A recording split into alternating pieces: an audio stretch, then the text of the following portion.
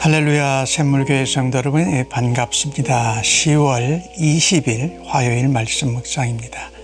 오늘 본문은 예레미야 50장 1절로 10절까지의 말씀입니다. 먼저 성경 말씀을 함께 같이 읽으십시다. 여호와께서 선지자 예레미야에게 바벨론과 갈대아 사람의 땅에 대하여 하신 말씀이라.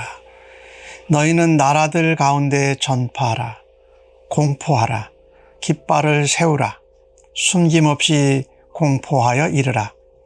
바벨론이 함락되고 벨이 수치를 당하며 모로닥이 부스러지며 그 신상들은 수치를 당하며 우상들은 부스러진다 하라. 이는 한 나라가 북쪽에서 나와서 그를 쳐서 그 땅으로 황폐하게 하여 그 가운데에 사는 자가 없게 할 것임이라. 사람이나 짐승이 다 도망할 것임이니라. 여호와의 말씀이니라. 그날 그때에 이스라엘 자손이 돌아오며 유다 자손도 함께 돌아오되 그들이 울면서 그 길을 가며 그의 하나님 여호와께 구할 것이며 그들이 그 얼굴을 시온으로 향하여 그 길을 물으며 말하기를 너희는 오라. 잊을 수 없는 영원한 언약으로 여호와와 연합하라 하리라. 내 백성은 잃어버린 양떼로다. 그 목자들이 그들을 곁길로 가게 하여 산으로 돌이키게 하였으므로 그들이 산에서 언덕으로 돌아다니며 쉴 곳을 잊었도다.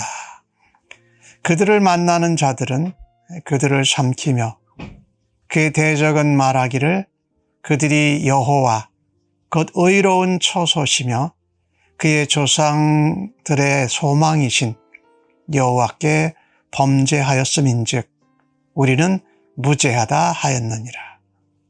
너희는 바벨론 가운데에서 도망하라. 갈대아 사람의 땅에서 나오라. 양떼에 앞서가는 숫염소같이 하라. 보라, 내가 큰 민족의 무리를 북쪽에서 올라오게 하여 바벨론을 대항하게 하리니 그들이 대열을 버리고 쳐서 정복할 것이라. 그들의 화살은 노련한 용사의 화살 같아서 허공을 치지 아니하리라. 갈대아가 약탈을 당할 것이라. 그를 약탈하는 자마다 만족하리라. 여호와의 말씀이니라. 예레미야를 통해서 이스라엘과 유다 백성들과 관련되어져 있는 10개의 나라에 대한 예언입니다. 온 세상 나라를 말한다고 말씀드렸죠. 그 마지막 나라가 오늘 본문에 나오는 바벨론입니다. 갈대아 사람들. 하나님께서 유다와 이스라엘 백성을 심판하고 징계하십니다. 이 바벨론 느부갓네살 왕을 하나님의 막대기와 도구로 사용하십니다. 하나님이 사용하시는 도구에 불과했는데 이 바벨론 나라와 느부갓네살 왕은 마치 자기들이 심판자인 것 같이 폭력을 휘둘렀습니다. 과하게 사용한 것이고 또 자신의 위치를 잘못 과신한 것이지요. 그래서 하나님께 또 징계를 받게 됩니다. 멸망을 하게 되지요. 오늘 2절 말씀에 전파하라, 공포하라, 깃발을 세우라, 숨김없이 아뢰라. 바벨론이 무너질 것이다. 바벨론의 신인 벨, 다른 표현으로는 바알입니다. 그리고 다른 이름으로 무로닥이라고 그러는데 같은 신을 말합니다. 그들이 섬겼던 우상, 그들이 우상을 아무리 잘 섬겨봐야 바벨론은 무너진다. 그들의 신상과 우상들은 부스러질 거다. 우리가 하나님이 사용하시는 어떤 막대기와 도구가 될 수 있습니다. 그러나 그 맡겨진 일, 그것만 잘 감당해야지 마치 바벨론과 같이 자기가 심판자인 것 같처럼 자기에게 주어진 힘과 기회를 오버해서 과하게 사용할 때 그것도 하나님 앞에 심판과 징계를 받는다라는 것입니다. 그들이 아무리 우상을 붙들어도 함께 우상과 함께 멸망할 것이다. 그들의 성도 무너지고 또 우상도 다 부서지는 것을 볼 때에 우리가 조심해야 된다는 것입니다. 우리가 어떤 일을 하면서 어떤 사역을 감당하면서 내가 하나님의 도구다라고 할 때 하나님이 정해 주신 한계와 그 은사와 영역 안에서 감당하는 것이 성도들의 지혜입니다. 그래서 모든 것을 주신 믿음의 분량대로 적절하게 하는 것이 성도의 지혜입니다. 바벨론의 경우를 봐도 그렇습니다.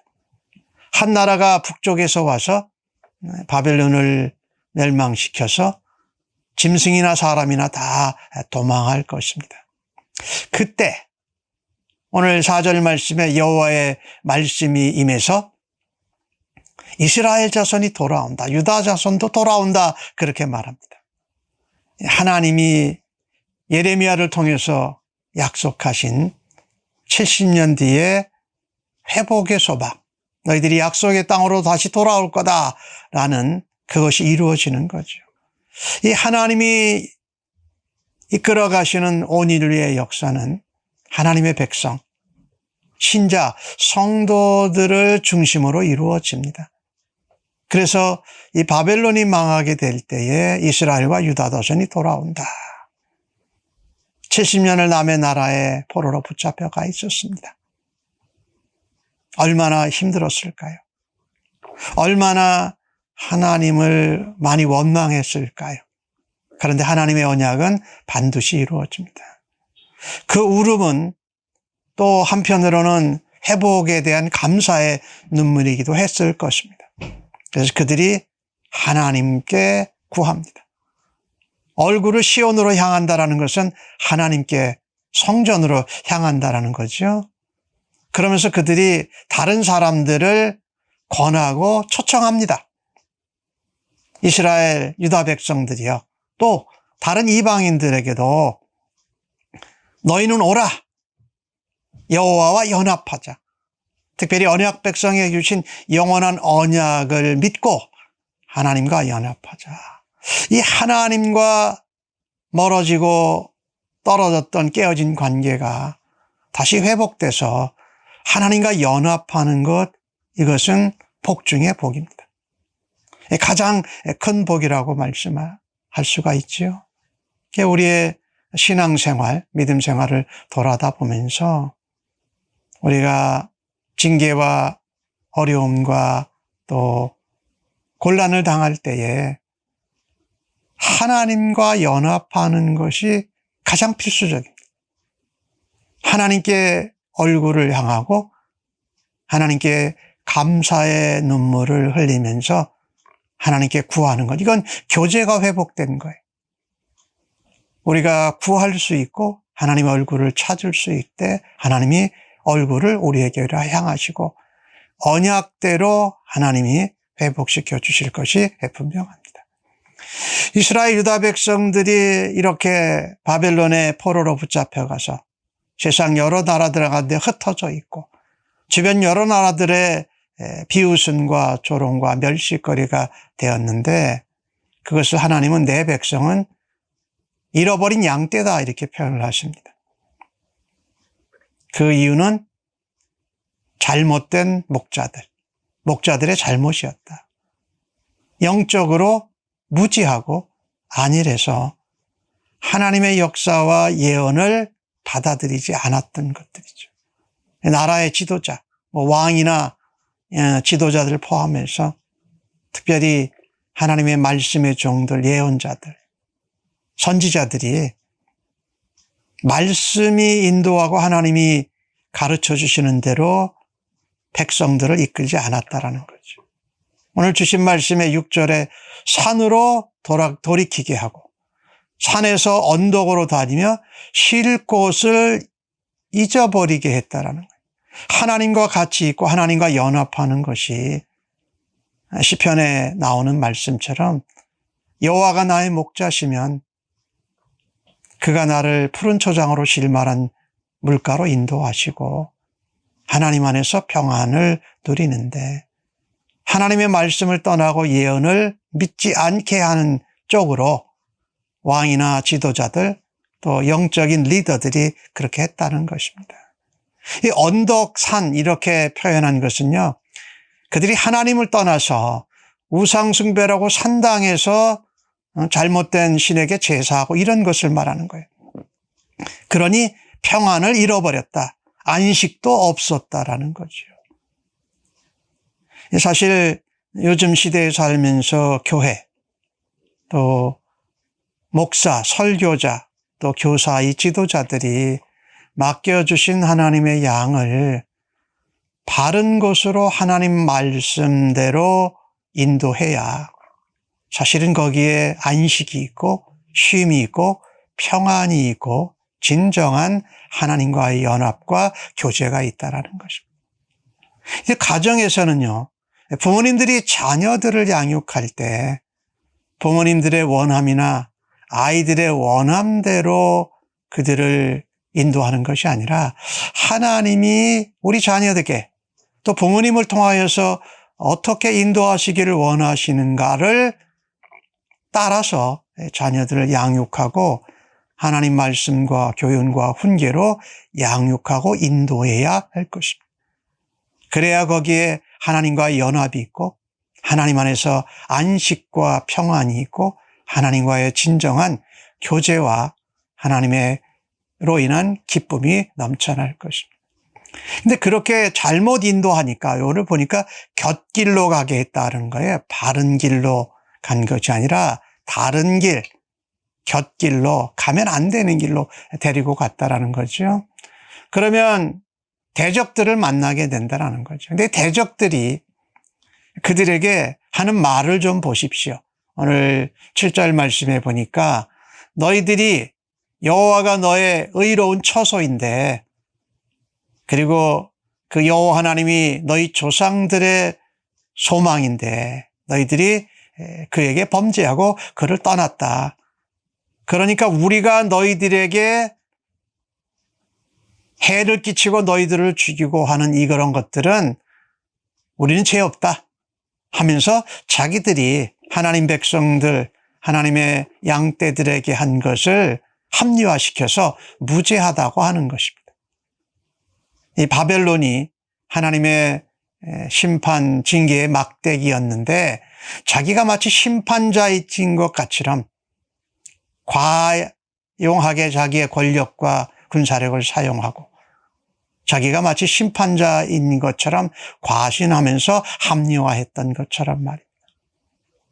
우리가 이 하나님 앞에 우리에게 주어주신 한계와 영역을 지키는 것이 그만큼 중요합니다.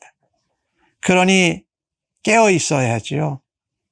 그 한계와 그 믿음에 주신 분량대로 하려고 하면 내가 하나님 앞에서 어떤 상태인가, 또 하나님이 내게 어떻게 가르쳐 주시는가를 듣고 귀를 기울여야 할 것입니다. 오늘 9절에도 또 말씀하지요. 큰 민족의 무리를 북쪽에서 올라오게 하겠다. 그래서 그들의 화살이 허공을 치지 않고 정확하게 바벨론의 군사와 바벨론의 갈대아 백성들에게 꽂혀질 것이다.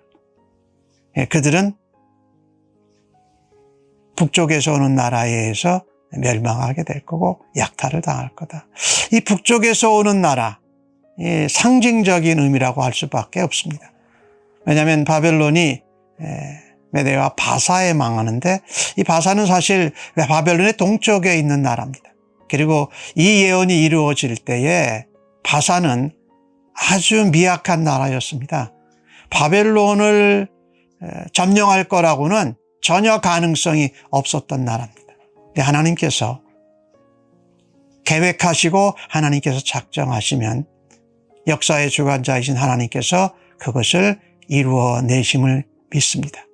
마치 이스라엘 유다 백성들이 하나님의 영원한 언약을 소망할 때에 또 하나님의 회복의 역사, 자기의 옛날 땅으로 돌아가는 경험을 하게 되는 것처럼 말입니다.